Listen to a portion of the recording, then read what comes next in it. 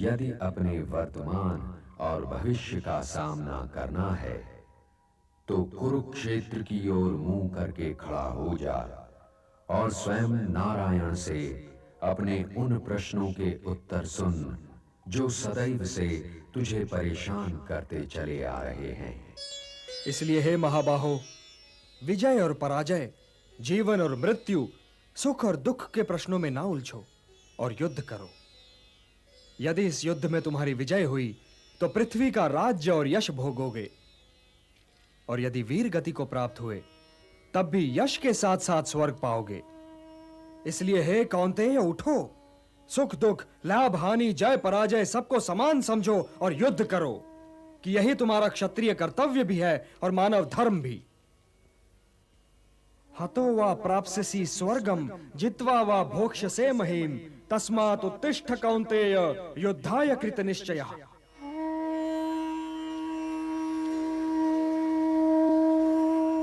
मेरा हाथ तो अब भी गांडीव की ओर नहीं बढ़ रहा है केशव। मेरी समझ में तो अब भी यह नहीं आ रहा है कि इस युद्ध से लाभ क्या होगा। लाभ, हानि ये दोनों ही सापेक्ष शब्द हैं धनंजय। मैं जानता हूं कि तुम्हें पृथ्वी के भोग या स्वर्ग के सुख की कामना नहीं है। इसलिए हे कौन्तेय, सुख दुखे समे कृत्वा लाभा लाभौ जया जयौ ततो युद्धाय युज्यस्व नैवं पापम अवाप्स्यसि। सुख दुख, लाभ हानि, जय पराजय से ऊपर उठो पार्थ। मुझसे तो अब भी नहीं उठा जा रहा है केशव।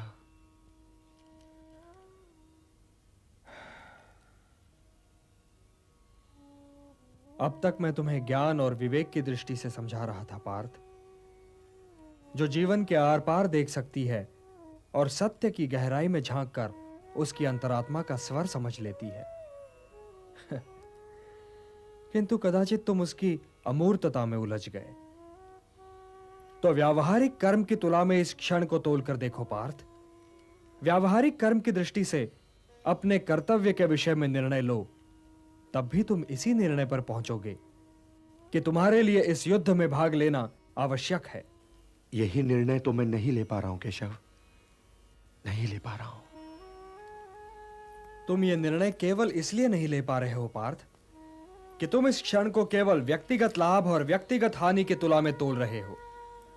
यही तो मोह का बंधन है पार्थ, यही तो तुम्हारे शोक की जड़ है। और इसीलिए तुम्हारा ये कायर, पलाय और कलंक में डुबोने वाला शोक न तुम्हारे हित में है और न ही समाज के हित में। यह शोक न वर्तमान के लिए शुभ है और न ही भविष्य के लिए। लाभ और हानि की इस कामना में न भटको पार्थ, न भटको। केवल कर्म करो, कर्म। कर्म तो अपने आप ही में पुण्य है, पवित्र है और समाज के लिए कल्याणकारी भी है। कर्म तो स्वयं ही अपना फल भी है पार्थ। परंतु यदि तुम समाज कल्याण के कार्य में स्वयं अपना हित मिला लोगे तो तुम्हारा वो कर्म अशुद्ध और अशुभ हो जाएगा। इसलिए हे पार्थ, निष्काम कर्म के मार्ग पर चलो, क्योंकि कर्म फल तो तुम्हारे वश में है ही नहीं।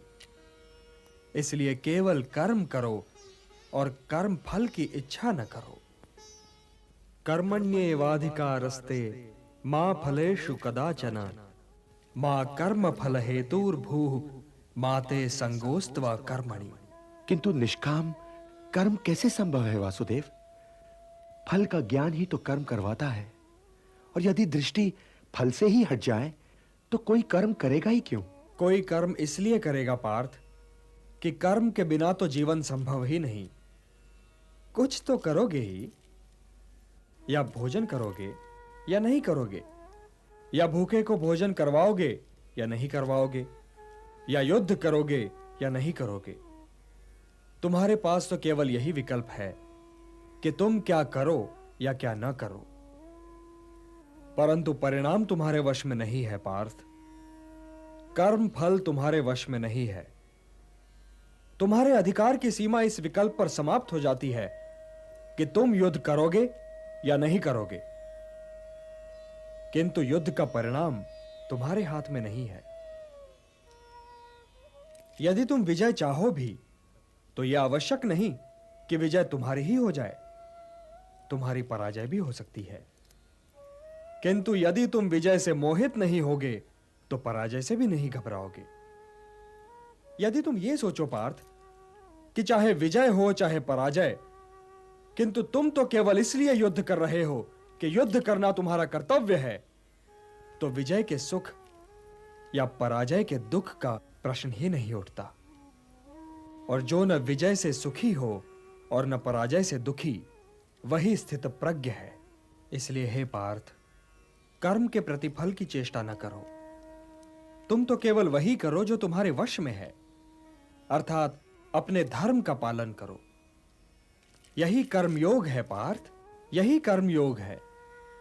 इस रहस्य को समझो पार्थ कि तुम्हारे पास तो केवल करने या ना करने का विकल्प है, किंतु कर्म के अंत पर मनुष्य के अधिकारों की सीमा समाप्त हो जाती है।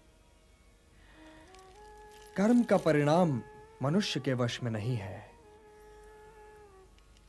तुम सर्वश्रेष्ठ धनुर्धर हो, परंतु यदि तुम्हारा आखेट तनिक भी इधर से उधर हो जाए तो तुम चूक जाओगे। तुम्हारा अधिकार तुम्हारे वाण संधान पर है, तुम्हारा अधिकार तुम्हारी दृष्टि पर है, परंतु उस मृग पर तुम्हारा कोई अधिकार नहीं जिसकी ओर तुम वाण चला रहे हो। हे धनंजय, सत्पुरुष कभी अपने अधिकारों की सीमा का उल्लंघन नहीं करते। अर्थात अपने कर्म में स्थिर रहो पार्थ, स्थिर रहो, क्योंकि कर्म की कुशलता का ही नाम योग है। और योग क्या है केशव? योग क्या है? वही तो बता रहा था पार्थ। योग कर्म का कौशल है, मोह का त्याग कर्म का कौशल है, मोह से मुक्त होकर अपने कर्तव्य का पालन करना कर्म का कौशल है, सफलता और असफलता दोनों ही में समान रहना कर्म का कौशल है।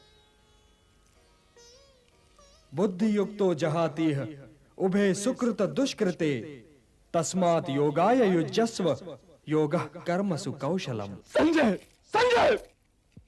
आज्ञा महाराज। यदि तुम्हारी वाणी वहां तक पहुंच सके तो चिल्लाकर कहो कि हे अर्जुन, वसुदेव के पुत्र की बात ना सुनो, वो तुम्हें बहका रहा है।